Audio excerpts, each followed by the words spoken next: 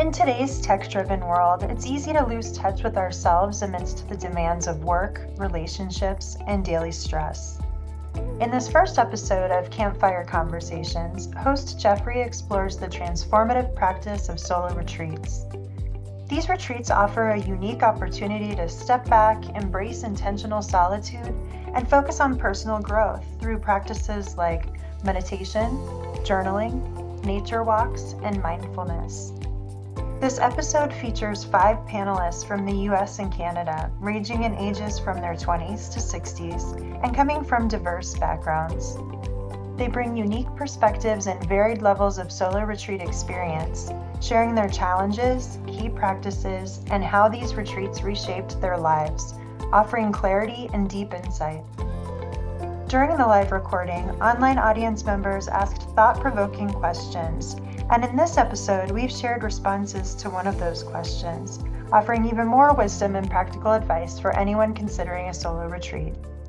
Now, here's the recording of this insightful solo retreat panel discussion for you to enjoy. Thanks so much for joining us.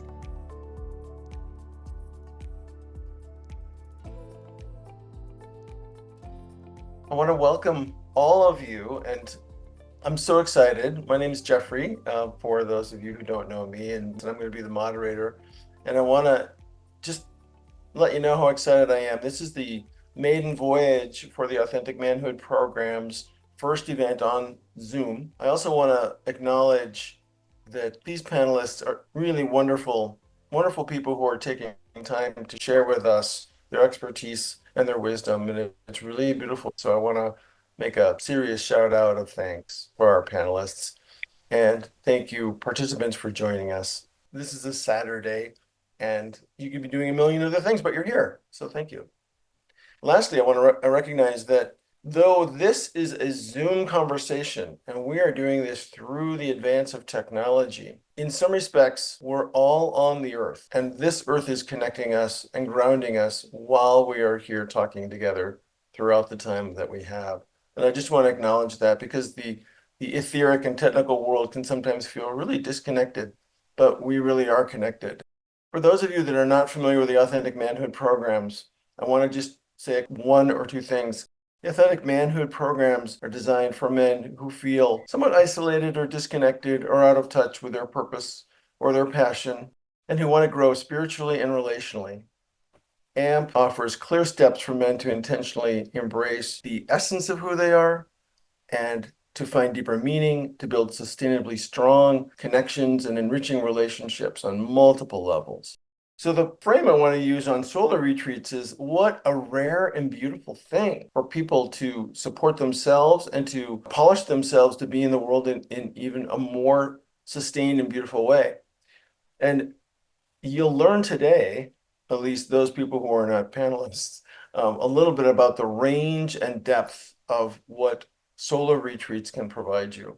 And I'm going to give you just a tiny little taste by saying one thing is enhanced self-discovery, because when you go away from what you're used to and you have a space where you're with yourself, you find parts of yourself that maybe have been dormant or quiet or you didn't connect to before. Personal growth, relational growth, and rejuvenation. You can go on a solo retreat and do some deep work around a relationship and the person's not even with you, and you'll come back with some new insights. Stress reduction, spiritual rejuvenation, and a host of other types of retreats, which we're going to hear about. And from our panelists today, we're going to hear some very inspiring tales, a lot of wisdom, and some shared, very creative perspectives about their experiences. And so if you come here interested in learning about solo retreats, this is a very rare opportunity. I'd like to give a brief shout out to one of our panelists, Peter, because thanks to Peter, we are having this event.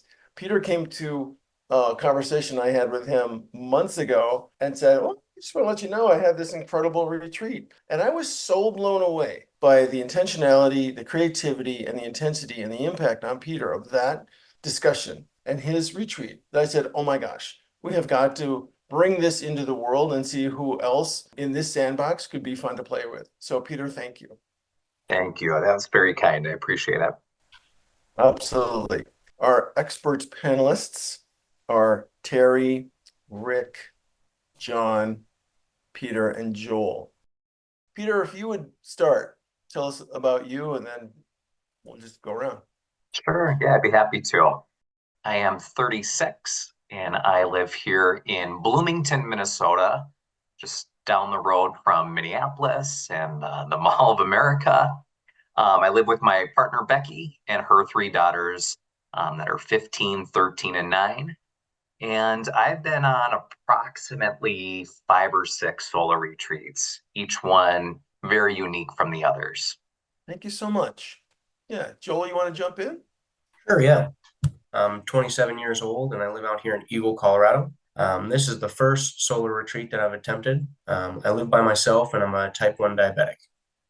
Mm. Thank you, Joel. So glad you're here. Great to have you here. Thank you. Yeah. Rick, how about you? I'm here in Manitoba, north of North Dakota then, and we have I'm married 46 years, let's say. We have 4 kids, 4 spouses for those kids, and 4 grandkids to add on to that. And I'm 67-ish almost. In a couple of months I will be. I've been on a number of retreats. I can't count them exactly, and it's okay. They've been very enlightening, very much a transformative time in my life. Very, very beautiful, very sacred. Thank you for joining us, Rick. Terry, how about you? I'm up in northwestern Wisconsin, married 39 years, 3 adult children. Yesterday, my oldest daughter got married suddenly. She's gay and decided because of the political climate she wasn't going to wait till June to have her formal wedding. She'll have her formal wedding in June, but yesterday they legally got married in New Mexico in Albuquerque. So that was quite an exciting event for our family, first one. I am 67. I have been doing solo retreats of one kind or another for close to 40 years, probably dozens. I don't know the number, but highly value it. I'll share more about that. Thank you, Terry, and congratulations. Let's hear it for Albuquerque one more time. John, how about you? I live in Albuquerque and I'm approximately 43. No, I am 43. And let's see, number of solo retreats. So I've done just like a number of solo experiences. Some of them probably were more kind of formal retreats that I've done, but definitely I've probably done a little bit too much solo type of experience stuff. And looking forward to just joining in this conversation today. Excellent. So glad you're here. So glad. Yeah. So I want to start by focusing in on, before you go on a solo retreat, what motivates you? What's the impetus? What is it that drives you to go? Is it okay if I begin? Please. Usually my hand is held very high in the air. I need change. The old way of being simply just isn't working.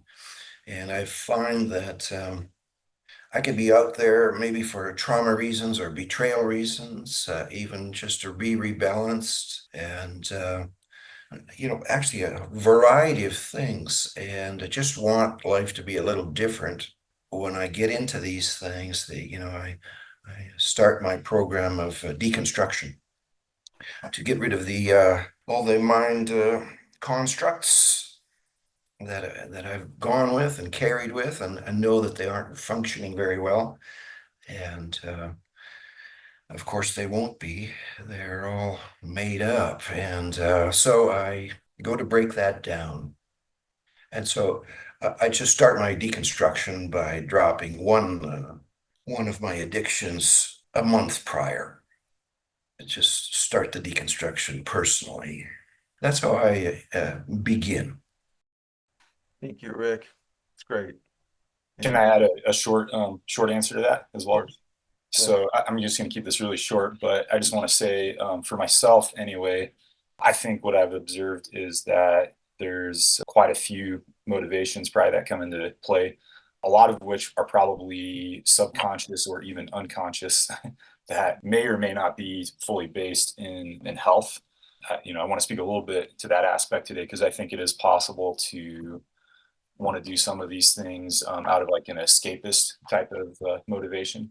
But I always think that the experiences themselves, whatever the motivation are, can end up being, they can end up revealing that motivation even, and so even in that way, in my experience anyways, usually end up being very valuable. Yeah, thank you, John. That's a really interesting perspective regarding, unconsciously what propels us to do anything. So thank you for that. I can go next. For me, it's typically some sort of internal conflict that I need to spend some time exploring. I did my first one, solo retreat 5 years ago. Had just gone through a painful divorce. I had moved in with my parents, and my brother and sister-in-law happened to be staying there for a short period of time as well. So was in a very busy household and just needed that space to be on my own, which, prior to that, I found spending time on my own really difficult. So the idea was challenging for me. And I did. I had a home. I lived on my own for a while, and I've been living with my partner Becky and her daughters for the last 2.5 years or so. And I've really come to appreciate that time on my own. And so when I do have those moments of internal conflict, I know I need that time on my own. That's when I start making my preparations. My most recent solo retreat marked the 10-year anniversary of my wedding anniversary, and 5 years since my partner had left. She had left on our 5-year anniversary, and so the purpose of this last retreat was to celebrate and honor the growth that I went through over the last 5 years. Thank you, Peter. Well, for me, it was just kind of one of the things where in my life it was kind of getting kind of mundane, and just kind of felt like I was in a more of a trudge, and I wasn't living as well as I could. So I wanted to kind of consider that and chew on it and see what I could come up with. So in a physiological sense, I just got a difference, and then I could also think about things as well. Yeah. Thank you, Joel. And for me, I don't necessarily plan it around anything going on in my life other than that it's a commitment I've made. And I kind of have a combination of trepidation as I approach it and allure. I'm really drawn to do it, and I kind of know when I need it. I was just thinking about 3 times ago, I decided to do it in connection with the 2020 election. I have a place up in Bemidji I go to, up north of Bemidji. And I was like, you know what? It's getting so crazy. I need to go during that time. So I came out the morning of the election in 2020, and I was there for 2 days before that. But that was about the only time I really planned that I can recall to do it specifically around some external situation, and it really made a difference. But mostly I just go because I know I need it, and I've committed to doing it, and I've done it enough that I value it. That's my process with it. Thank you, Terry. Really like your language there. Allure and trepidation. So another question, did you have specific intentions or goals on the retreats? And I'm going to sneak in the next one because some of you did reference that already. How would you prepare for the retreat? Rick talks about taking a month and quitting his addictive behaviors. So how do you prepare for a retreat mentally, emotionally, physically, spiritually as well? I think for many of my retreats, I honestly didn't do a whole lot of planning. My purpose was just to find a place to spend some time for a weekend and see what happens. Some of my retreats included writing music, some recording music. I play the piano, guitar, and I sing as well. The first solo retreat I went on, I had just finished a book on navigating a divorce. And I think there were about a dozen themes that were in that particular book. And so for that retreat, I brought my guitar and my keyboard, and I tried writing songs that fit each one of those themes. My most recent retreat, I was really intentional because I was celebrating the last 5 years and reflecting on the divorce that I had gone through in my prior marriage. I actually set up kind of a ritual. I divided my weekend into different themes, I arrived on a Thursday evening, so I had a theme that night. I had a theme Friday morning, Friday evening, and Saturday morning, Saturday evening, and then Sunday morning just before leaving. So I pulled together some short stories to reflect on each theme. I had created a playlist for each theme to reflect. I had various objects that corresponded with each theme, like friendship and letting go and things like that. And so kind of designed this whole ritual for each one of those themes and sat down and went through that. And I also had some friends and family, some loved ones that I asked them to write a letter for each of the themes that I reviewed prior to my ritual. So did a lot of preparation for that last retreat, but it really paid off in the end. Thanks, Peter. That's part of the richness that blew me out of the water when you told me about all that got you here today. So thank you. Can I ask Peter a question about that? Yeah, absolutely. So did you when you set it up that way, did you tell people beforehand that you were going to set it up that way? Yeah, kind of gave them an idea of how much time I was spending out there and that I was setting these themes for each one. And so I just kind of gave each person a different theme. Close buddy of mine, I gave reflection and release. One of my parents, I gave them courage and adventure, something to write me a letter on. Another one, renewal and intention, and just said whatever, if you want to speak from personal experience or something that you've seen in me, whatever you want to say. And I think that was probably one of the most powerful components of my retreat experience. And you shared this with them when you got back from the retreat? I did, yeah. I reached out to each one of them and had a conversation. Yeah, initially it was scary for me to ask for that. It felt like a really, really big ask, but I'm so glad that I did. After reading each one, I sobbed. They had so much wisdom, and it was interesting to hear the things that they said about me as well. There were a lot of really, really good reminders of who I am and what I mean to my loved ones. Anybody else? And my preparation time before heading out, for myself at least, always relates to stripping down, taking away, doing without. Because while I'm out there, I'm doing the same thing. So I really start to create a little take-along list, and then realize from my past visits to the boondocks, what I could try to do without a little bit more. What can I reduce, deduct, subtract? So I suppose my life must be very full of all kinds of things before I go, and I really want to knock that down. If Richard Rohr keeps telling me that I'm predominantly spirit, then I think that I should focus myself on my spirit, because I can tell you a lot about my motorcycle and my fishing rod. I can tell you a lot about my kids and my wife, and I can do that. But when you talk about my own soul, my spirit, my true essence, I'm going out to connect with that which I really know nothing about. It's really I know so very little a bit about this infinite soul, and so I'm going out to pay close attention. So mine is done silence, solitude, and fasting. There's no food, I definitely don't make a fire because I don't want comforts. So everything is done to strip myself down. So it's done with great intention to knock off all the persona, at least for a while, to take everything down.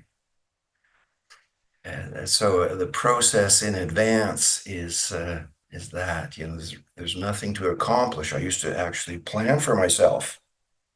I would do this kind of a hike. I would drill this kind of a hole in the earth, however you're going to say it. And I stop doing these things now.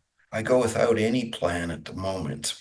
And if I did make a plan, well, that's fine. If I'm going there to be rebalanced, sure, that's a plan. But I think that what I find is the natural world really starts to work on me, really. And so I take nothing to satisfy my five senses. There's nothing there. I'm just going to be. Thank you, Rick. I have a lot of respect for what you just said, and I couldn't help it, but what my mind said was, isn't having no plan still having a plan? Yeah. But in that letting spirit guide you, free form fall, amazing things can happen. So I really want to honor that piece. Thank you. Might you have any expectations or fears or concerns when you go on retreat? Well, for me, there's always a concern that well, for the one I did, I was real concerned that I might get injured out there. And being as I'm type 1 diabetic, it could be a real ordeal. So I ended up over prepping for diabetes supplies and things like that. Ended up adding a lot of extra weight that I really didn't need to bring. Yeah, thank you for that. Thank you for that. Health concerns, I had a client who was a hemophiliac and just a cut, while he's out there, that could be a problem. So thank you for that, Joel. I'll speak to the expectations part here. So I think it can be real tempting to have these expectations that somehow when you come back, this experience will change you and you'll return and your life will be different when you come back. And I've done enough of this to know that change happens, but a lot of times not in the way that you want it to or think it will. And it can be real easy to very quickly return to the exactly how things were before you left on the experience. And I think it's just helpful to maybe then kind of reframe like why, what is the purpose of these experiences? What am I really looking, and like what is the nature of change? How does change actually take place? I do think change can happen in sort of these lightning type of moments, but more often the case for me, it's been something that's been really slow, like a seed that's been planted. Maybe it was even planted on that experience, but you don't often get back. At least I haven't often gotten back and just radically lived my life in a new way or something like that. Thanks, John. Very thoughtful. Anything else regarding expectations, fears, concerns before you head out? I would add that for me, excuse me, that I always feel some anxiety about going into solitude because I'm a strong extrovert. That's just descriptive. And so it's always kind of jarring to pull away from all that stimulation I get from others. And I have a very rich life of a lot of relationships, a lot of fulfillment in my work. It's kind of like living in a candy store. And so it's like, okay, how do I remove myself from the candy store in a way that doesn't unsettle the system I've grown accustomed to living with inside myself? And so when I anticipate going, like I said, it's a paradox. It's very alluring. I really want it, but I also recognize it's going to be very challenging for me, at least initially. But I've also done it enough that it's like that doesn't override the attraction or the planning or the preparation in terms of psychologically. And my motivation is spiritual primarily. So it's a spiritual experience for me to go into solitude with silence. And I can talk more about that later. But that's the tension point for me. But it's so strongly desired when I come to the place of, okay, I'm going to make it happen this time. It's not like it's an annual thing regularly. But whenever I'm aware that I need to do it, I make it happen, and I have some hesitations, as I described. Thank you, Terry. That reminded me of what Rick was talking about in terms of purging, simplifying, coming back to that presence. And if it's a spiritual retreat, there is that piece of, well, I don't need the material world because this is all about spirit in a way. And how do we find enough, meet my edge and make that connection? But just like Siddhartha talked about, or Hesse talked about with Siddhartha, being an ascetic, if you deplete your energy of your body, your meditation practice is really different. So you have to have enough sustenance and comfort so that you're not super distracted in your midbrain, feeling traumatized and unable to really listen to what spirit is saying. So it's a pretty interesting balance. Anybody else? I've got a few things to add on that one. Yeah. So I've been just a part of all kinds of experience. Some of them have been like kind of hardcore, like fasts, like where you go out and fast for 3 days, and I really believe like there's things that can happen there. Where I've kind of landed with all this is that there's not like a one size fits all for how to do solo retreats. And it may not even be entirely appropriate to do things like fast during a solo retreat experience. Got a good friend of mine recently was just speaking about sometimes how the male hierarchy type of thing kind of enters into these, and at least in her experience, and how like a female body and a male body might react to fasting and things like that differently. And so I feel like there's a sort of like a know thyself type of component to these. It might be that what you know about yourself is like, I need to fast, or I need to like greatly go without, or I need to reduce and simplify. It could be actually that what you need is like to bring a journal with you and maybe have some instruments, maybe take some photos. I don't know. I've just kind of come to see how there can come this sort of like elitist type of attitude into these, and it's not a competition. You're out there for your own reasons, for what you're gaining from the experience. And I think it's certainly appropriate to challenge yourself, but I think it can be, and I think sort of this has been the history of some spiritual traditions, that it goes too far into asceticism, where it becomes about like how ascetic you can be. So yeah, just wanted to offer that up. Thank you.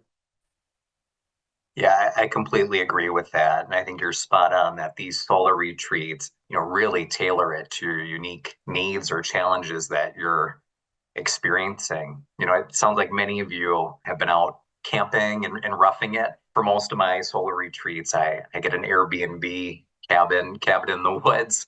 I did rent a camper van one time and did some camping at various state parks. But yeah, I mean, this experience, it's yours. So, make it whatever you need it to be. And Terry, everything that you said, I completely connected with. I'm also an extrovert, and living in a busy home, there's a lot of stimulation, and I do have some fear going into the solar retreats. Just being on my own, and what I'm going to uncover during that experience. I'm aware of some of that internal conflict, but if I really start picking at it, what sort of complex emotions or memories am I going to unpack? I think each time I go into these retreats, that's something that, there's a little bit of anxiety around that. Thank you, Peter. What have been some of your most challenging elements of your retreats during a retreat? This is where we're focusing now. And then how do you manage that, as well as, for some people, like what I've just heard, being alone, if you're an extrovert, can be challenging. So what are some of your greatest challenges you've dealt with? And if being alone is a challenge, how do you deal with that? Or do you just endure it?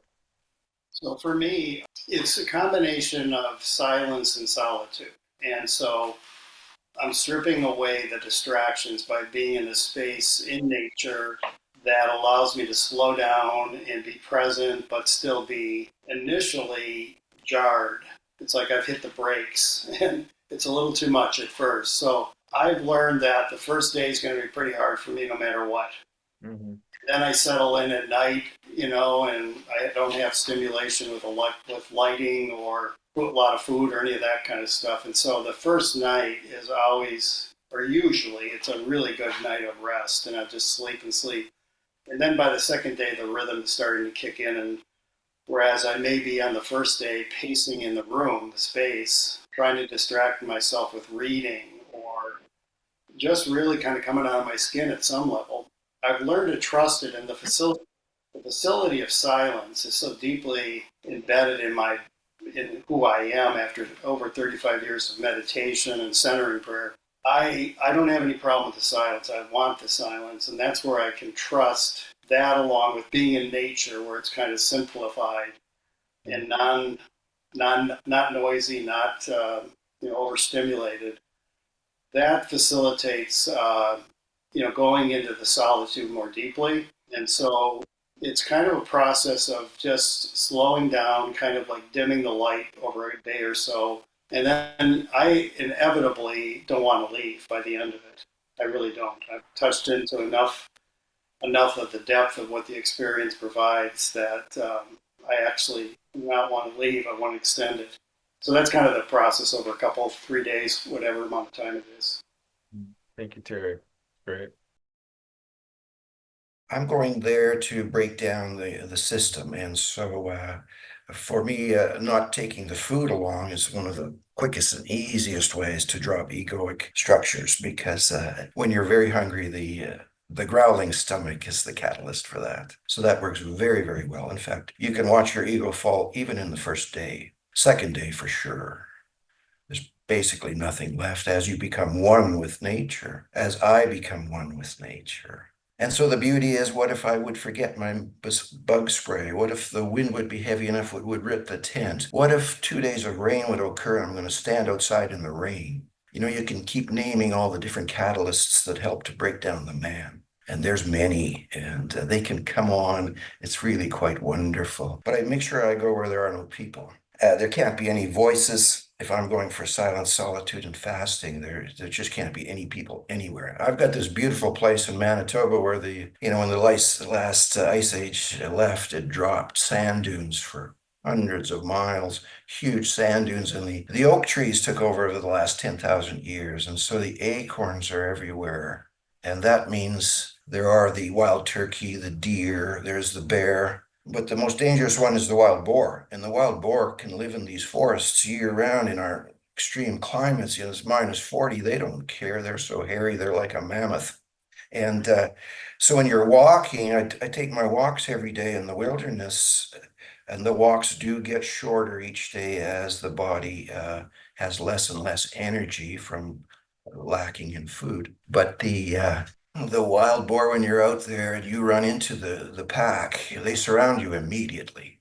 They're very much an attack animal because there's nothing out there that typically runs into them except another wild animal. So here's me pretending to be some kind of wild creature. Joining in and becoming one with nature is a program for me. It is, how do you do it? The first few years I took weapons because, I got myself a sawed-off shotgun with slugs. I want to take care of wild boar, if they're going to attack. And then I realized I was using the weapons as a safety shield. It works better to break myself down when there are no weapons. So now I'll enter the situation without anything. I remember the last walk I was on in the day. I do carry a little GPS with me, but I thought I'm going to go without it. I'll just say, enter the bush and walk. And the forest is so deep that you get lost in moments. It all looks the same. It's hundreds of miles of the same, And there was the huge grunting, and there was the boar, and they had me in no time. And I set everything down that I had nothing to fight with. There was no way to protect myself. I just sat it down and I stood still. And I thought, well, I have my hiking boots on. That's all I can kick with. And it was another catalyst, really. It was another adversity. And so for my system, when I'm trying to encourage others to go on solos, I'm working at how many adversities can be put in the way to break the man down to the point where there's nothing left. You do have to be scared. You have to be frightened.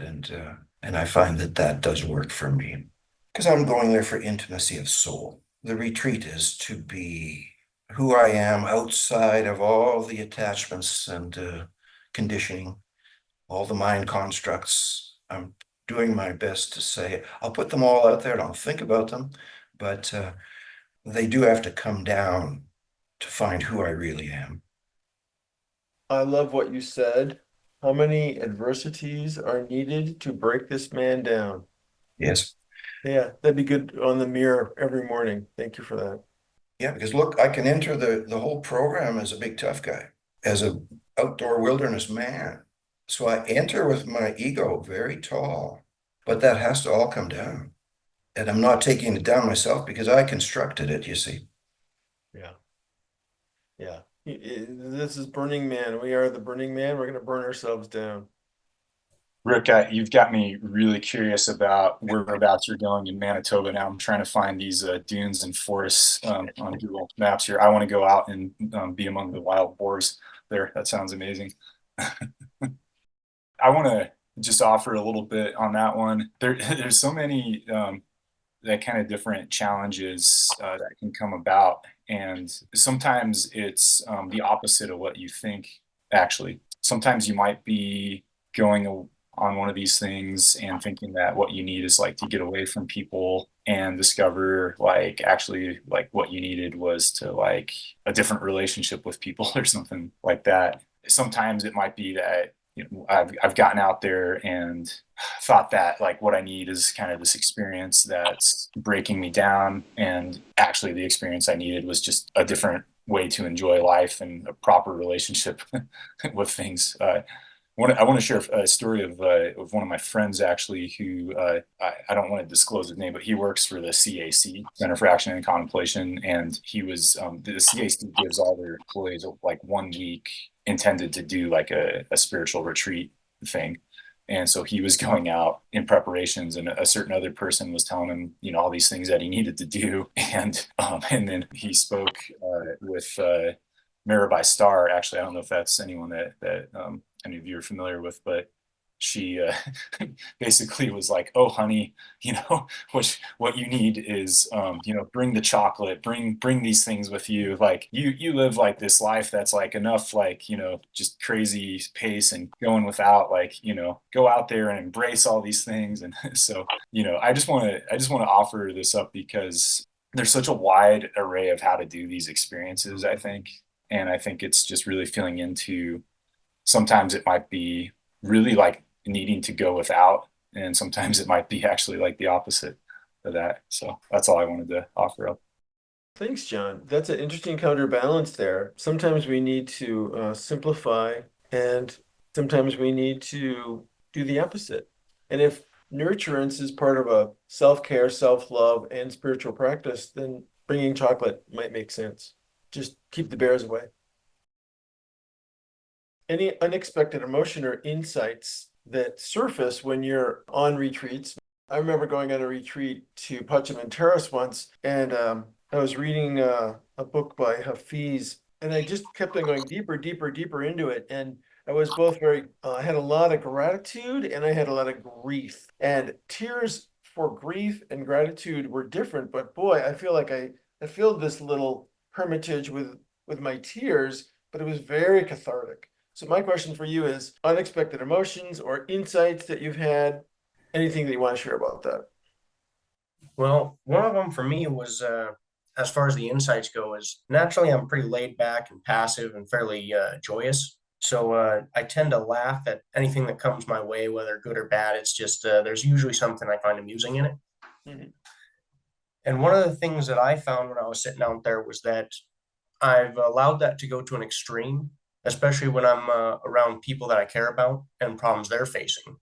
Mm-hmm. So, they'll talk about an adversity, and there's something in it that'll hit that response that I've got of, hey, there's an amusing thing in here, but it's not an appropriate time to make note of that. So that was something that popped up to me that I was not expecting to come across. Mm-hmm. Thank you for that, Joel. I think for me, I just have one example that came to mind on my recent retreat. Very first night was about letting go. I thought I had spent a lot of time over the last 5 years processing the grief and some of the resentment that I had for what had happened, and some frustration with my ex and a couple of her family members as well. And I found that first night that they were still lingering. And so I spent a lot of time reflecting on that. I did one activity at the very end of my ritual where I wrote down some of those thoughts and feelings that I had and wrote them on strips of paper. And the place that I had been was staying at, there was a dock on a lake, beautiful lake, and just sat at the end of the dock, took each strip of paper with each of these thoughts, dipped it in the water, and then just let it go. And I would just watch it. And some of them would sink pretty quickly. Others would linger at the top and then slowly start drifting away. And just watching, and I could read some of them. I could still read the words as it floated there in the water. It was interesting continuing to reflect and watch these thoughts kind of drift away. I felt that those feelings started to release inside of me. I felt like I was letting go as I watched the words drift away. Thank you, Peter. I love the poetic imagery, and I want to highlight what you're saying too in reference to ritual, because I find that the practice of ritual is in and of itself a very powerful thing to do. But when it's coupled with a solo experience, it's like a sandwich of transformation potential. So thank you for the ritual piece. How did the environment, nature, silence, the place that you went, for example, some places have water and sound of the waves has a rhythmic quality that can be very nurturing for the body mind. How does the environment impact your state of mind or your process when you're on solo retreat? And is that really important to you? Or can you just find a root cellar in somebody's house and do a retreat there and get the same effect? Sorry, I'm jumping in so quickly on this one. My immediate answer is no. Why? But that's been my experience. You'll get a different kind of experience in my experience. This could be different for others. So I've done this. I've locked myself up inside of my place before. And that's not my preferred thing. And I think that was kind of why I was doing that. My preferred thing is going out in nature, like hands down. I can honestly say like there was something to get out of that experience of just closing up myself up inside, even just to experience like, okay, well, that's what that was like. And I know like going out in nature for me just does so much more. So that's been my experience. I mean, I'd love to hear what others have to say, but I want to combine the last question you asked with this one. For me, I find that nature can provide a really valuable mirror. And so when you're open to it, and I think you have to be careful with this on a solo retreat. It can be really helpful to tell people what you're doing before and after, so that you can have an aspect of also getting it out of you and processing it, kind of then like in this way that you're seeing the picture, through their eyes. But if you're open to it, I mean, one of my favorite things is to just try to attune to the surroundings I'm in and just let go, and just say I'm letting go of analytical mind right now. I'm listening. To do this, I usually have to find some kind of something that represents a threshold that's kind of entering into this sacred space. And so it might be like two trees that kind of form a gate. It could be a bridge that you cross. It could be something like that. I just make myself open, and I'm trying to keep this short, but it's sometimes this is called the nature wander. And then I just kind of let myself get drawn to something that's in there, and then I'll just oftentimes just sit and sometimes ask, okay, this tree or whatever I've been drawn to, what is it that you have for me here? And usually it's something that's mirrored, that's going on inside of me, but I'm experiencing it now, this tree or this riverside or whatever it is. And a lot of times it can have pretty powerful emotional quality to it. I've had experiences where I've been next to like, a gushing river or something like that. And it was like these emotions that were gushing out of me. And, I could have walked by that river in a different state of mind or something. And the river was still gushing. Nothing changed about the river. It was me that changed, because I kind of entered in this way that was like allowing that thing in nature to be, a mirror for what was happening inside of me. Nature as metaphor, nature as vehicle, nature as teacher. So many opportunities. Thank you. It's great. I think for me, I'm going to tie this back to an earlier question that you asked, the most challenging piece. One thing that I struggle with on a daily basis is I'm a people pleaser. I try to live up to other people's expectations. That's something that I'm continuously working on. And I find when I go out on these solo retreats, if I'm out in nature and I'm completely on my own, I don't have those other people around me. I don't have anybody's expectations to try to match, which, you know, you would think would be freeing, but it's a little overwhelming at first. But I do just try to endure and be. And I do find the further along I go in that retreat, it's easier to just be. And I come back from that experience feeling a lot more calm and peaceful.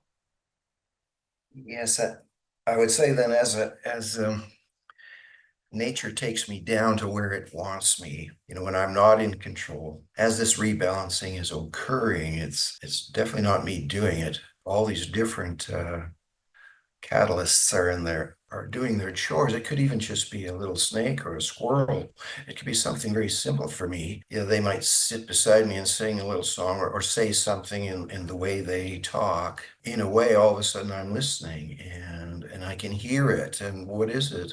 What is being said? That's a lot of fun, as well as me becoming one with all of it, us all becoming one. But I find after so many nights, monitoring my dreams, seeing what they are, documenting them, and I journal those down because I can't break them apart at the time. I don't understand those until I bring them to therapy. Everything is playing a role. Everything has its purpose out there for me. And I get to the point where I'm so close to my emotions, I begin to weep. And I know that this works the same in most of our rites of passages as well. As soon as the man breaks, the heart is open, the archetypes can be witnessed, the dreams are wonderful, everything is now speaking quite loudly. The gifts are there. I can wake up some mornings and write poetry much like Hafiz and Rumi would write. And I go, whoa, that's not who I am. But it is out there. And in other words, that is really who I am. But it took a lot of deconstruction to get to that point. I've got I got to knock a lot of me out of the way. As a beaten child, as a person that carried a lot of trauma, and then as a betrayed husband, let's say 15 years ago, there's a lot of stuff. And all the stuff is really a lot of mind constructs, mental constructs, and that will go. It definitely goes from, like I say, from not eating. That really does help quite a bit. But you get to the point where you're crying about nothing, and I just clap already. I go, yay! Finally, I got there. Hooray! The big tough guy got knocked down. All right. And then I realize what the gifts are, because I can go and implement those gifts out in society, or if I'm invited somewhere, such as here, and those gifts are wondrous. There's so much beauty that's involved in just being like this with you folks. It's sufficient. It's enough. There's no more needed, and that comes from getting out there. I do at times try to convince others to go on these things, I'll talk it up a lot, but I don't have a lot of friends or people that I know that'll just follow me out there and put their tent 1 mile away from mine, and we'll just be alone for that period of time, and we'll meet up later and get back into that vehicle that we hid so no one would find the vehicle. I work pretty hard at some of those little tasks. Anyway, I find it to be, it's almost fun. There's no real laughing out there, I'll tell you that much, but I find it to be, it exposes itself, whatever it is. Thank you, Rick. You remind me of what Mies van der Rohe, the architect, said, less is more. We've talked a lot about the structure and being with nature. So when you're on your retreat, how do you spend your time? Do you meditate? Do you journal write? Do you walk? How much of it is in nature versus in oneself? Do you read, play music? I mean, typically, what fills your time when you're on a solar retreat? Time fills time, the time. Time fills time. Oh, Terry, you're so wise. Well, I'm just saying that's my first reaction, because it can become ponderous and painful, and then it can also become kind of like what Rick's pointing to, very expansive, very open-ended, and very rich. And so it's kind of, again, it's a paradox, but you're in this space that becomes available for whatever you want, I don't have a rhythm that I necessarily follow of structure. I just am there, and then I want to kind of enter into nature. Like I've been out to Pacha for many years, and they have wonderful trails out there to walk. So I make sure I get that into my day, that I spend time down by the lake and walking in nature. But most of the time is spent inside the little hermitage, and that's the grounds for the transformative time. And so I journal. I bring my as a practice, I kind of bring my old journals. I remember early on at Pacham, living in Omaha, driving there, and just grabbing before I walked out the door about 5 journals. For some reason, I just kind of grabbed them. Well, that turned out to be highly rich for me, because I was able to kind of review the earlier times of my youthful exuberance for the spiritual journey, and see these dreams and goals, not goals, but dreams I had, and how much of that came true over time. So that became a pattern I've brought to my hermitage time, is that I bring old journals just to kind of review where I've been, where I dreamt about going. Wow. And gratitude that is connected with all of that is immense. I'll stop there. That's just the overview of most of what I do. I love the idea of bringing old journals. Thank you. I'm gonna answer this one. It's gonna be similar to how I've been just answering these in general. There's it really, for me, it just depends on what I'm going for. So if I'm trying to have an experience that is breaking me down and just being in nature, then I'm just gonna bring myself and not much else. I most recently this summer went on a pilgrimage, a journey on the Camino de Santiago. And this might be a way of thinking about solo retreat that's a little bit outside the box, but it was definitely a solo experience. I mean, it was just me that went, and there's people that are part of it, but they're not people that you know. And this particular route that I went ended up being the least traveled of the routes in Portugal, which was a mistake on my part. I didn't actually realize I was doing this particular route. I just kind of got on it. I thought I was on another route and ended up being on this other one.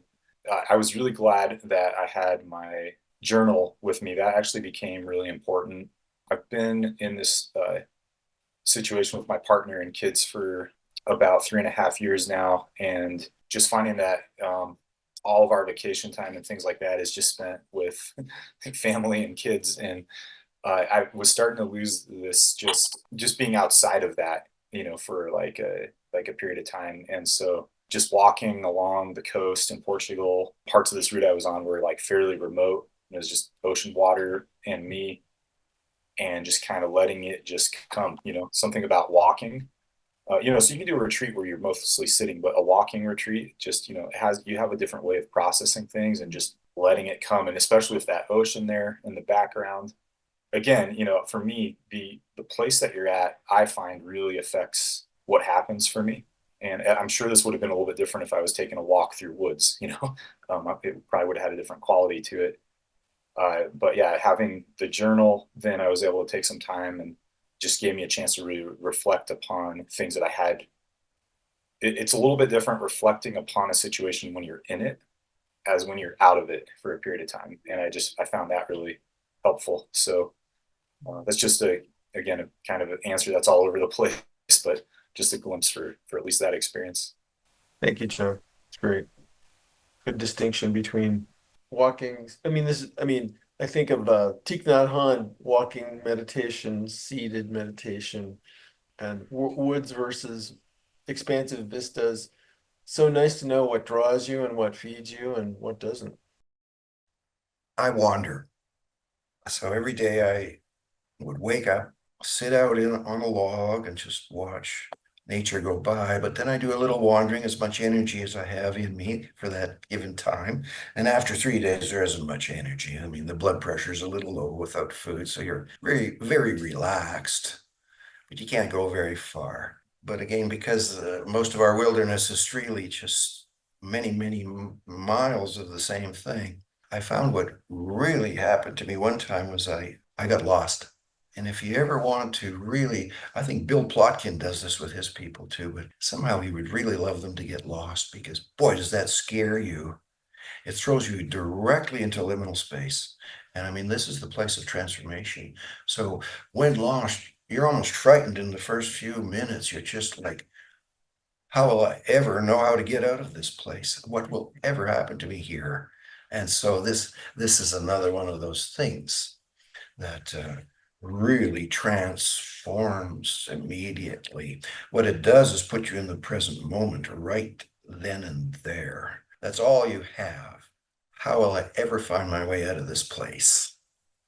And if I go in the wrong direction, how many days will I walk and find nothing? It's just such a wonderful thing.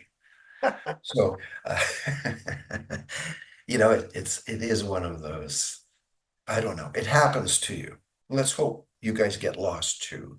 It's really wonderful.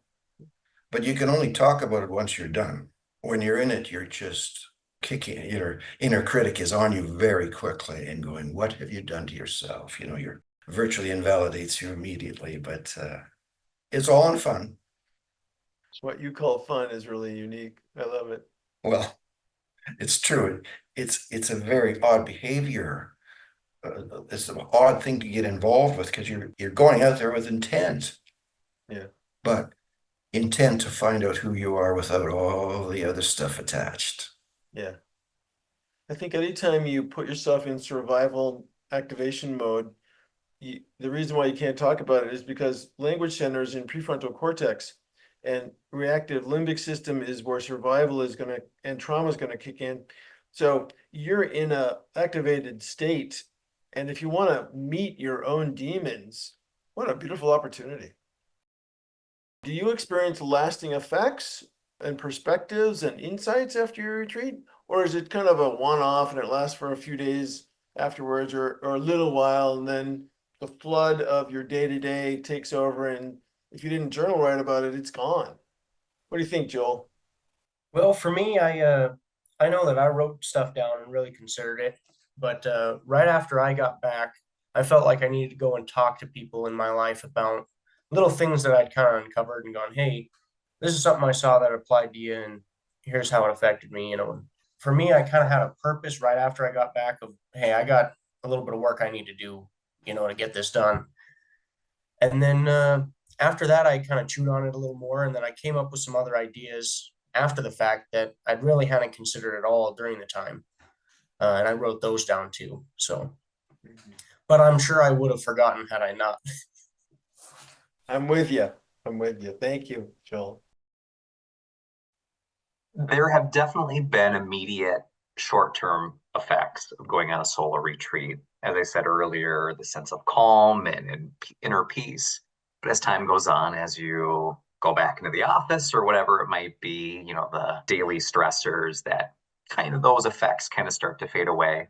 But one thing that I've found really helpful for each of my solo retreats, each one has been very different. How I spend that time looks very different. But the one thing that's been consistent is that I've created some sort of artifact each time, whether it's a song that I wrote reflecting on my divorce, or songs that I recorded that I can go back and listen to, or a journal that I wrote, or intentions that I set, like I did in my last retreat. Those are things that I can go back to remember the things that I was reflecting on. It takes me back to that solo retreat experience. I found that to be really helpful. Those are things that I continuously go back to daily. Peter, you also permit me, if you don't mind me mentioning this, which I think is brilliant. You created medallions, and each medallion had kind of a transformational tone and intention. Like in the morning, you would say, okay, today it's going to be about, this insight-based self-care or whatever. That medallion stays in my pocket.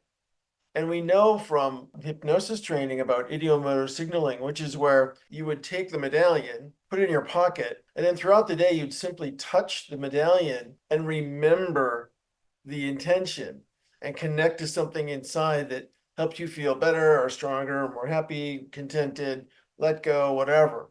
So that physical signaling element of the medallion, I think, is just brilliant. So Yeah, I happen to bring one over. Here it is. This was one that I created for self-expression. So the symbol was a feather.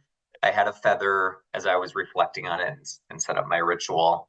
And on the back side, I have two intentions written that correspond with that particular theme. And as Jeffrey said, it's something that I can stick in my pocket and serves as a reminder throughout the day to live intentionally.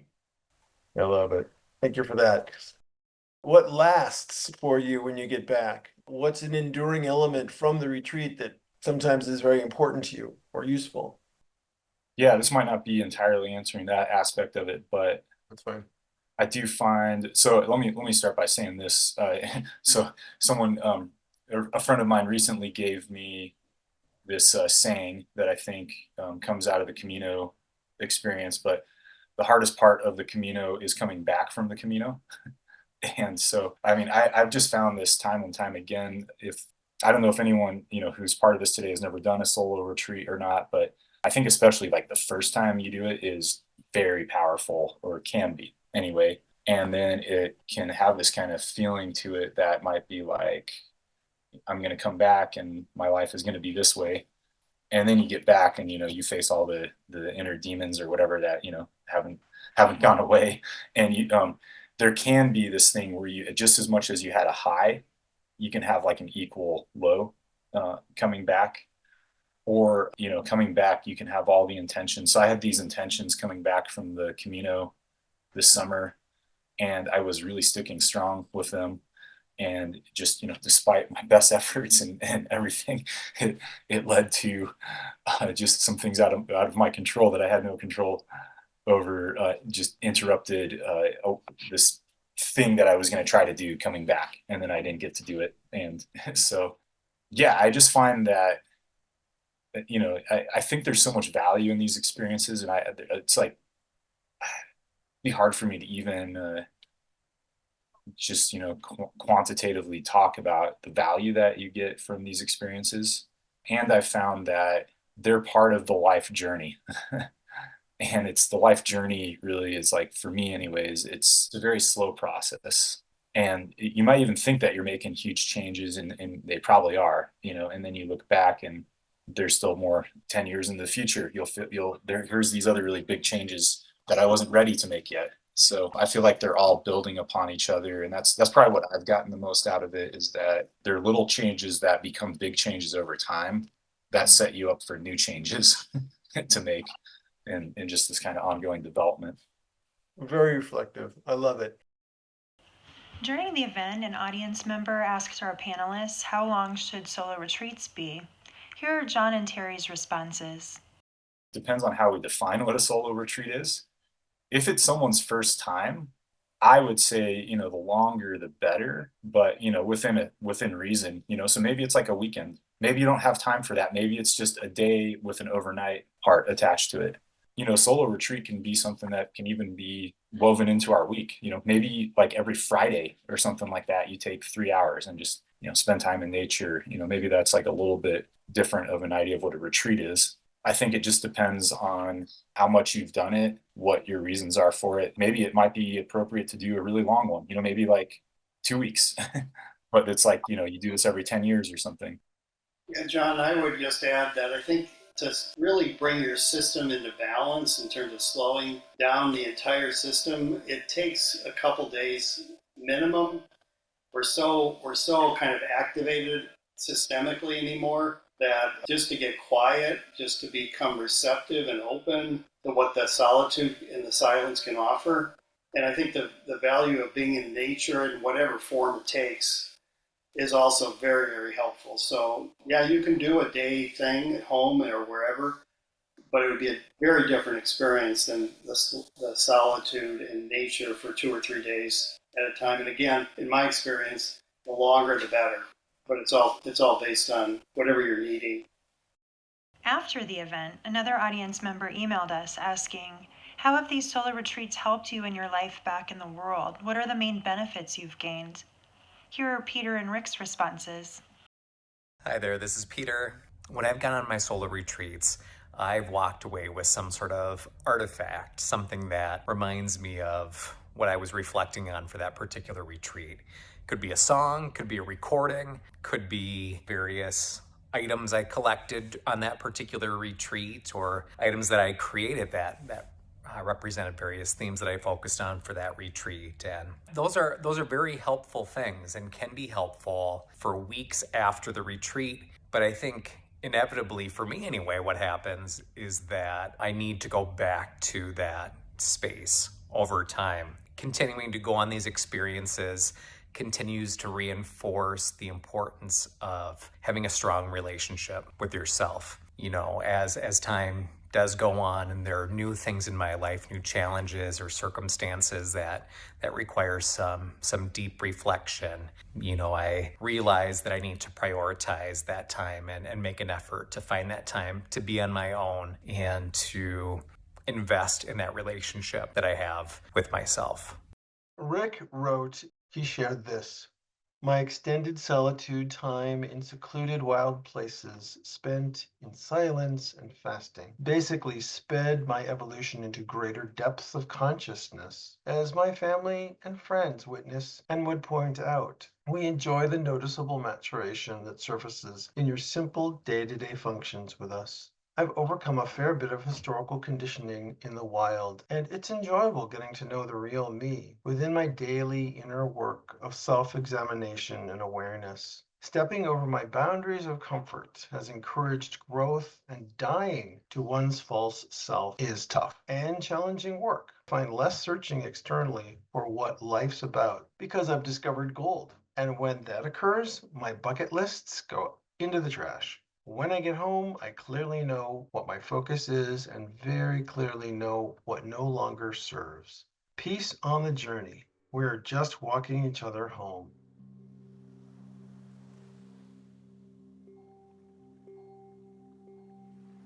I want to say thank you to our panelists for your time, your energy, your wisdom, and loving yourself enough to go on retreats and to share with us what you've experienced, and to our participants for showing up and spending the time with us. I hope it's been really helpful. If you have comments, questions, off-color jokes, feedback on this event you'd like to share, feel free to go to Jeffrey at authenticmenstherapy.com. Let us know what you liked, and if there's some thematics of things that you would love for us to do in this format, let us know as well. So grateful that you're here, and many blessings to you.